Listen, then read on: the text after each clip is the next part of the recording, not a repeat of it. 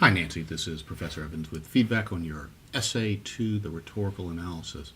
So as always, let's start with what we were looking for. With this assignment, we were looking for an effective introduction that would engage an audience, a clear thesis that would help to work as a roadmap to where you're going in your analysis, kind of a clear structure to how you're setting up your analysis, specific supporting examples for assertions that you're making about the rhetorical claims.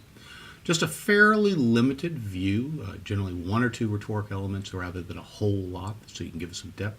And then also not getting trapped into what Harris is arguing about, and rather what you're writing about, which is the idea of rhetorical analysis. So I was really interested by this part right here, whether you agreed or disagreed with the author. I think one of the things that you might want to do is reframe that question and ask, did he do a good job or did he not do a job? Was his argument effective or was it not effective? So are there still holes that you could see in how he set it up? So for example, one of the things about Harris is that he's using a lot of very pathos-driven examples. So he'll talk about, the idea of the atomic, the bomb in the city, asphyxiating a 7-year-old girl. He uses examples of, Hitler, Mahatma Gandhi, and the Jewish Holocaust as well. And that one argument, whether of the effectiveness or ineffectiveness of the essay, could be that he's using sometimes what I refer to as low-hanging fruit. And so the idea is that it's easy to pick that from a tree. So that sometimes if someone's rhetoric strategy is very, very kind of simplistic in the sense that they're going straight for emotion, they're not necessarily doing as much logos, that might be a way to analyze whether it's effective or not. So you've got a couple of things here. Your introduction seems to be, and this is where it comes back to whether you agree or disagree with him, seems to be more about the what Harris is writing about torture. So it might end up being, though, that your topic is rhetorical analysis. And again, I would also use a title. Remember, title is just as effective in steering an audience as a good thesis as well. So it could end up being a rhetorical analysis of Sam Harris's defense of torture. It's not a very exciting title, but that would do a better job of telling the reader what is about to happen as well. Let's look at this thesis. That even though there are a number of reasons not to use torture, there are a greater number of reasons why it should be used as a method when there doesn't seem to be any other option. Harris argues this by using common counter-arguments, pathos, and logos. Okay, so you could add effectively arguments or is ineffective in arguing these points without here. But I get the impression that you're saying that you think that he is doing a pretty good job in setting up this argument right there. One of the things that I notice about your paper is it seems to be dealing more with the structure of it.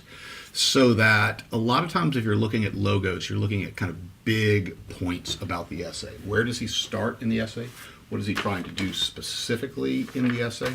One of the things that I might suggest to you is that if you want to go this route, and again, so that might be a way of helping to narrow what you're doing as well. So instead of doing, counter-arguments, pathos, and logos, maybe it is just logos, because I swear I think that is closer to what you're talking about than, because in other words, I was assuming that you're going for the counter-arguments first, which I'm not sure what you mean by counter-arguments. The counter-argument a lot of times is going to be the fact that, say when he's talking about, well, what if you get somebody innocent? That's going to be the counter argument right there to his using torture. Then he would have to refute that as well. What if the information is not, real or really necessary? That would be a counter argument as well. So I think you're talking more about structure. I'm sorry. I think you're talking about how the actual essay is logically structured. So one of the things that you could do is what is known as a reverse outline. So that's where you go and look at each section of the essay and kind of say, well, what is he doing in that? So we have this first one. It says, imagine a known terrorist planting a bomb. So this is a contextual introduction, but he's also going for, kind of a hook right there. We have this bomb scenario. But then he kind of goes down a notch so that if you accept that, then you'll kind of accept the next one where you have the asphyxiated daughter.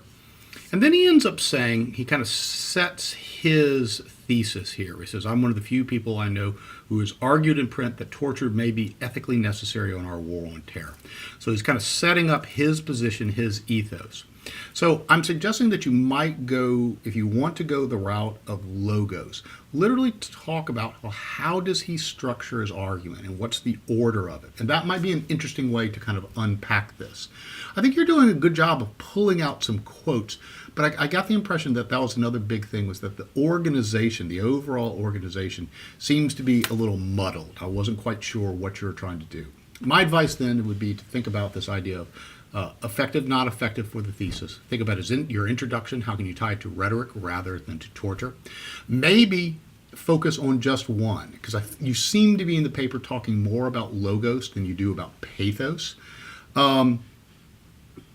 This seems to be where you're kind of talking about pathos, but you don't really unpack how this would work. So I guess something where you're talking about crippled or killed, that might be a part of it as well.